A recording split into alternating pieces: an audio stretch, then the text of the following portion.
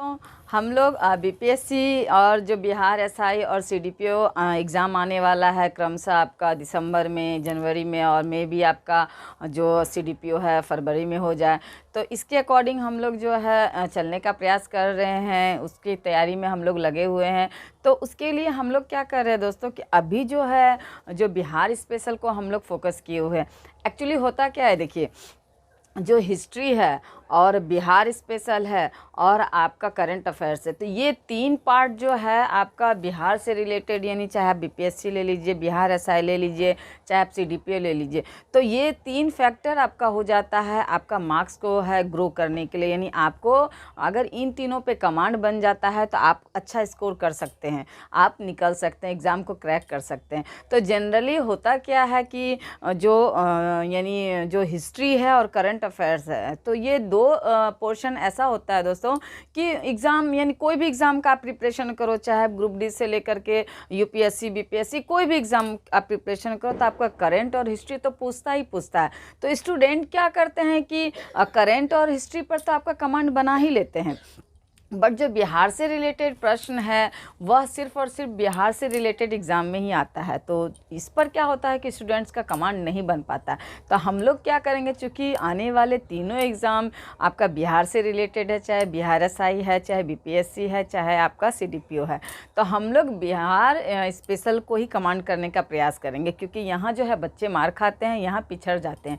तो हम लोग बिहार में जो महान विभूतियाँ हुई उनके द्वारा जो कार्य किए गए, कि इनसे जोड़ करके अक्सर प्रश्न पूछता है। और बीपीएससी का क्या मतलब एक कहिए शौक कहिए कि वो प्रीवियस ईयर्स के क्वेश्चन को ही मतलब रिपीट करते रहते हैं। तो यानी कि प्रीवियस ईयर्स के क्वेश्चंस को से जो बहुत ज़्यादा बीपीएससी को प्यार है, तो इसलिए कहा जाता है, मैं बार बार ये कह रही हूँ कि अगर आप जो क्वेश्चन बैंक लो और पिछले 10 से 15 साल का आप क्वेश्चन को अगर आप ढंग से पढ़ लो, तो 50 से 60% नंबर आपका ऐसे ही आ जाएगा, यानी वहीं से आपका बन जाता है। अगर आप उस क्वेश्चन बैंक के प्रीवियस ईयर्स के क्वेश्चन को आप कवर कर लोगे, तो आप 100% अगर कवर कर लेते हो तो आपका 50 से 60% मार्क्स वहीं बन जाता है। बाकी आप करंट से कर लो तो आप एग्ज़ाम आसानी से क्रैक कर सकते हो। देखो मेरे चैनल पे भी है जो आपका प्रीवियस ईयर्स के क्वेश्चंस का पीडीएफ मैंने डाल रखा है, तो आप वहाँ भी प्लेलिस्ट में जा कर के देख सकते हैं। तो अभी हम लोग फ़िलहाल क्या कर रहे हैं, हम लोग बिहार की जो महान विभूतियाँ है, बिहार की धरती बहुत गौरवान्वित करने वाली धरती रही है दोस्तों। यहाँ गौतम बुद्ध से लेकर के महावीर स्वामी से लेके गुरु गोविंद से लेकर चंद्रगुप्त, अशोक, मतलब बहुत सारे ऐसे शासक, बहुत सारे ऐसी महान हस्तियां हुई जो सिर्फ भारत ही नहीं बल्कि विदेशों तक जो है उनका नाम जो है, यानी उनके नाम का डंका बजता रहा। तो बीपीएससी भी उस चीज़ को मीन्स इग्नोर नहीं कर सकती है, ना बिहार एसआई वाले इग्नोर कर सकते हैं, ना ही सीडीपीओ वाले। तो चूँकि इनसे प्रश्न बनते ही बनते, तो हम लोग क्या करेंगे, इन्हीं सब महान हस्तियों के बारे में जानेंगे। स्पेशली आज की क्लास में हम लोग दोस्तों चंद्रगुप्त मौर्य के बारे में जानेंगे।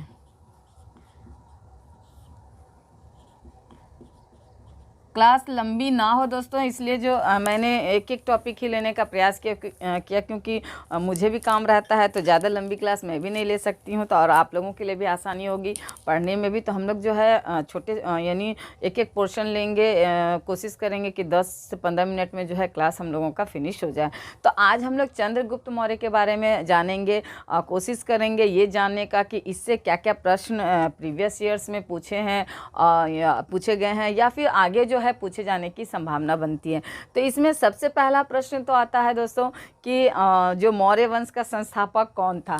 हालांकि अगर आप बात करोगे अभी एग्ज़ाम के पैटर्न की, तो ये प्रश्न आपका नहीं पूछा जाएगा।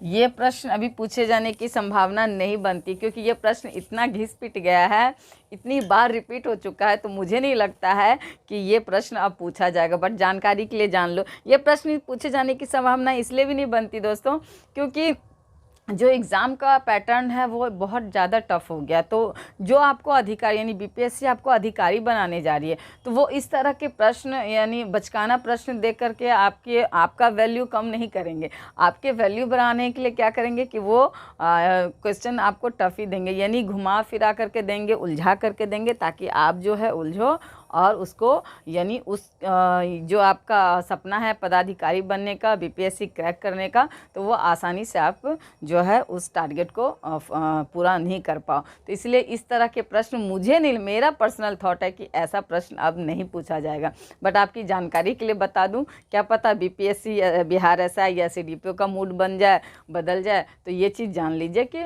मौर्य वंश का संस्थापक कौन है, तो चंद्रगुप्त मौर्य। तो चंद्रगुप्त मौर्य ने जो नंद वंश का अंतिम शासक था दोस्तों, घनानंद कहिए या धनानंद कहिए, तो ये नंद वंश का अंतिम शासक था। ये बहुत घमंडी, बहुत मतलब कैसे कहेंगे, जनता से इसको कोई लेना देना नहीं था। बहुत अहंकार में और मदिरा पान और रास विलास में यह डूबा रहता था। इसने क्या किया कि जो चाणक्य थे उनका अपमान किया। तो चाणक्य ने क्या किया, अपने अपमान का बदला लेने के लिए चंद्रगुप्त मौर्य को तैयार किया और चंद्रगुप्त मौर्य के द्वारा जो है उस पर आक्रमण करके नंदवंश का अंतिम शासक घनानंद को हरा करके क्या किया, नंदवंश का अंत किया। और चंद्रगुप्त मौर्य के द्वारा क्या हुआ, मौर्य वंश की स्थापना की गई। तो ये तो बेसिक नॉलेज हो गई दोस्तों। तो मौर्य वंश का संस्थापक कौन हुए, चंद्रगुप्त मौर्य। इसके अलावा एक और प्रश्न आता है कि मौर्य वंश के इतिहास को जानने का स्रोत। तो मौर्य वंश के इतिहास को जानने के स्रोत कौन कौन से हैं, ये प्रश्न आपका बनता है कि मौर्य वंश के इतिहास को जानने का कौन कौन सा स्रोत है। तो इसके बारे में हम लोग डिस्कशन कर सकते हैं, इसको जानने का हम लोग प्रयास कर। मौर्य वंश को जानने के स्रोत। तो दोस्तों ये प्रश्न जो है जब भी आपका अगर किसी भी एग्ज़ाम में पूछा जाए तो इसका एक आंसर नहीं होगा, मीन्स आपको ऑप्शन के अकॉर्डिंग जो है चलना पड़ेगा। इसमें बहुत सारे ग्रंथ, बहुत सारी पुस्तकें, बहुत सारे बुक मिले हैं जिससे आपको मौर्य वंश की जानकारी मिलती है। तो इसमें सबसे पहला तो हो जाएगा आपका चाणक्य के द्वारा जो लिखा गया था अर्थशास्त्र, तो वो सबसे पहले हो जाएगा इससे जानकारी का स्रोत के रूप में। उसके बाद आपका इंडिका हो जाएगा, इंडिका। फिर उसके बाद मुद्रा राक्षस और उसके बाद हो जाएगा आपका बौद्ध ग्रंथ है, आपका बौद्ध ग्रंथ आपका हो जाएगा। बौद्ध ग्रंथ में आ जाएगा आपका दीपवंश, बौद्ध ग्रंथ में आपका दीपवंश। इससे मेनली जो है आपको अशोक के बारे में जानकारी मिलता है दोस्तों, दीपवंश से। तो अशोक क्या था, मौर्य वंश जो चंद्रगुप्त मौर्य था उनका पोता था। तो दीपवंश से, महावंश से और दिव्यावदान। तो ये तीनों पुस्तकें किससे रिलेटेड है दोस्तों, तो ये तीनों पुस्तकें बौद्ध ग्रंथ से जो है रिलेटेड है। तो इन सब से क्या मिलती है दोस्तों, तो आपको मौर्य वंश की जानकारी मिलती है। इसके अलावा जो जैन साहित्य है दोस्तों उससे भी जो है जानकारी मिलती है। जैन साहित्य है आपका कल्प सूत्र और परिशिष्ट पर्वन।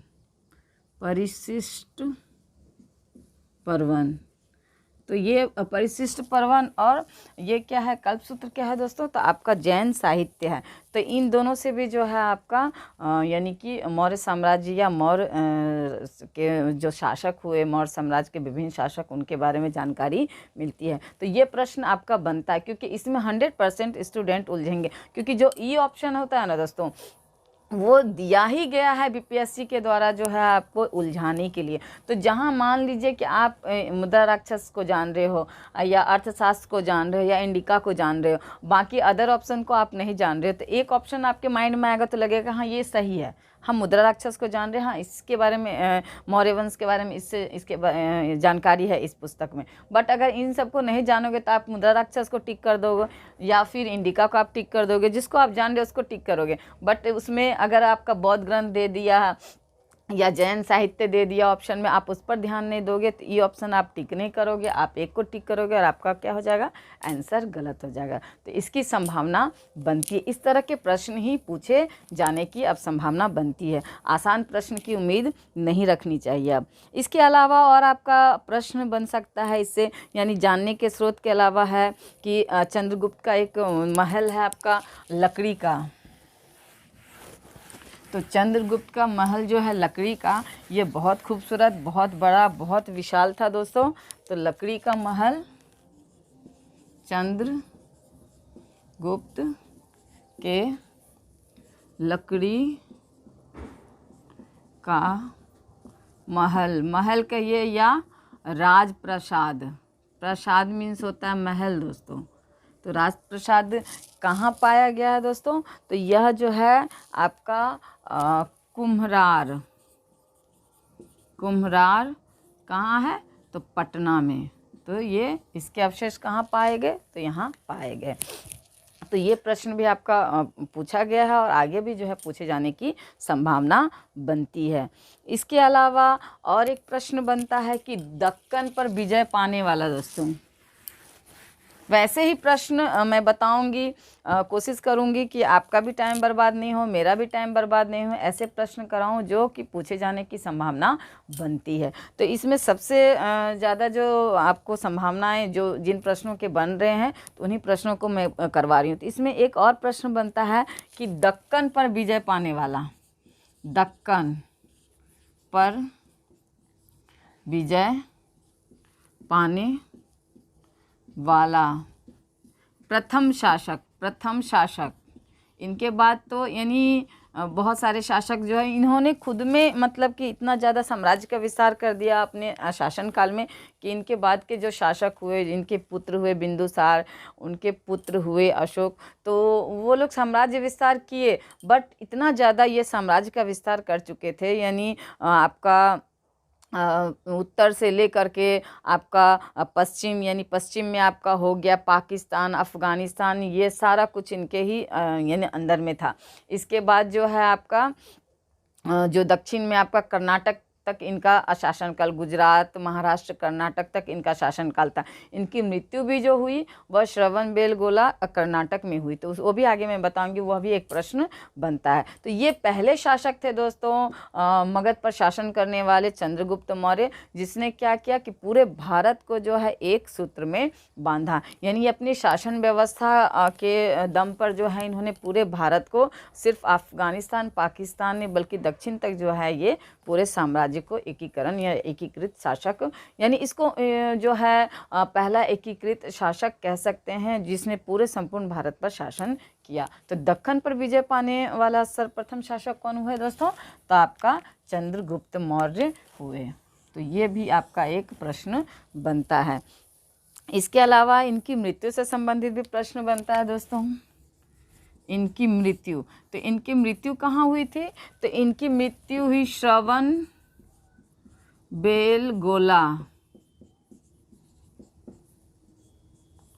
जो कि कहाँ है दोस्तों, तो कर्नाटक में है। और किस विधि से हुई, तो संलेखना, संलेखना या संथारा विधि कहते हैं। तो इसके तहत जो है इनकी मृत्यु कहाँ हुई, श्रवणबेलगोला, जो कि कहाँ है, कर्नाटक में।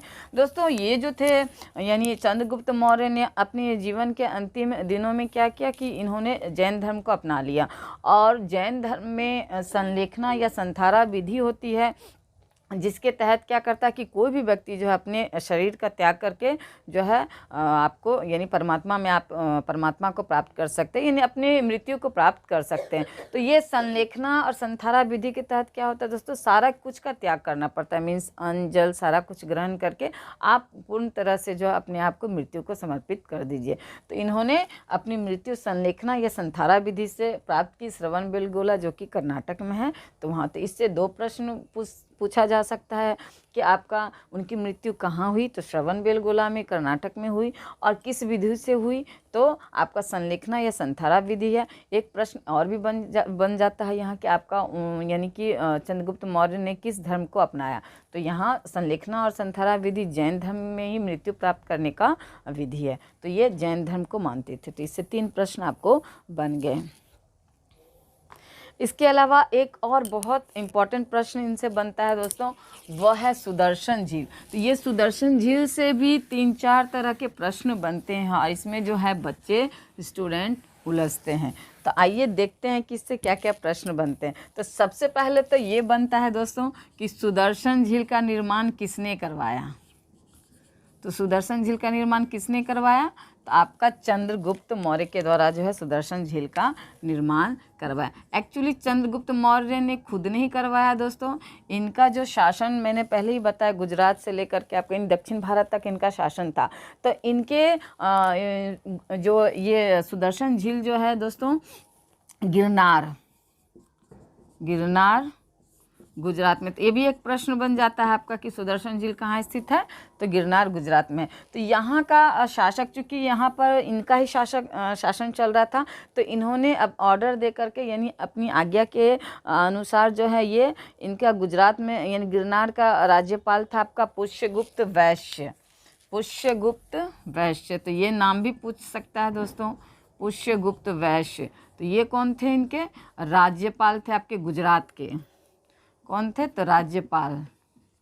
तो इनके द्वारा जो है इस सुदर्शन झील का निर्माण करवाया गया था। और सुदर्शन झील कहाँ है दोस्तों, तो आपका गिरनार जो कि गुजरात में पड़ता है, वहाँ पर यह झील था। इसके अलावा दोस्तों सम्राट अशोक के एक महामात्य हुए, सम्राट अशोक के महामात्य उनका नाम क्या था, तो उनका नाम था आपका तुषाप।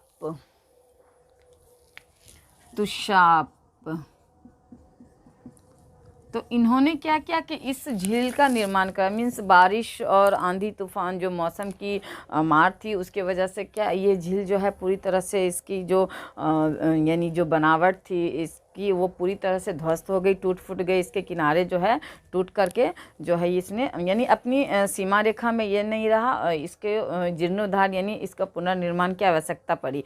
तो अशोक जो कि उनका पोता था, उनका महामात्य था आपका तुषाप।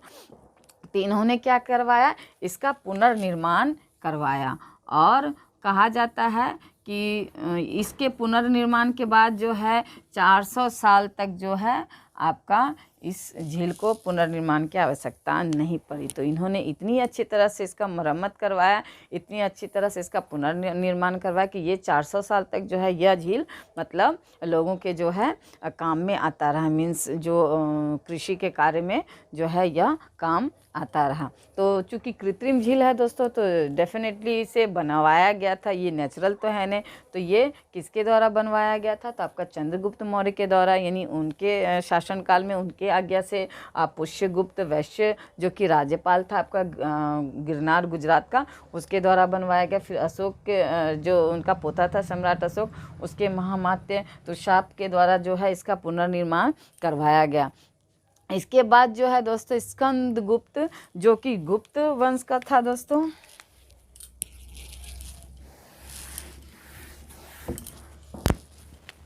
स्कंदगुप्त कौन था, गुप्त वंश का शासक। तो इस स्कंदगुप्त के द्वारा क्या करवाया गया दोस्तों, इस झील में जो है बांध का निर्माण करवाया गया। यानी कि बहुत ज़्यादा बड़े पैमाने पर जो है बहुत उदारता के साथ धन इस पर खर्च किया गया आपका स्कंदगुप्त के द्वारा। और इस झील पर क्या करवाया गया दोस्तों, बांध का निर्माण करवाया गया। तो इससे बहुत सारे प्रश्न बन गए। एक तो आपका बन गया कि इस झील का निर्माण किनके द्वारा करवाया गया, तो आपका चंद्रगुप्त मौर्य के द्वारा करवाया गया। डीपली पूछा जाए तो विश्वामित्र वैश्य के द्वारा करवाया गया। फिर इसका रिपेयरिंग जो है आपका अशोक के महामाते तुषाप थे उनके द्वारा करवाया गया। यह झील कहाँ है? तो गुजरात गिरनार में स्थित है। इसके बाद इस पर बांध का निर्माण किसने करवाया? तो आपका जो है किसने करवाया? तो आपका स्कंदगुप्त, जो कि गुप्त शासक था एक, तो उसके द्वारा करवाया गया। तो देखिए पीढ़ी दर पीढ़ी जो है कितने 400 साल तक तो जो आपका अशोक के जो महामाते ने करवाया उसके यानी उस निर्माण के बाद ही 400 साल ऐसे ही चला। उसके बाद गुप्त शासक स्कंदगुप्त के द्वारा करवाया गया। तो ये झील कितने 100 सालों तक जो है लोगों के काम आता रहा। और इस चीज़ से जुड़ा और एक प्रश्न बनता है कि आखिर इन सब चीज़ का जो पता है, यानी ये सुदर्शन झील का निर्माण किसके द्वारा करवाया गया, यह पता कैसे चलता है? तो आपका रुद्रदामन का जूनागढ़ अभिलेख, रुद्रदामन का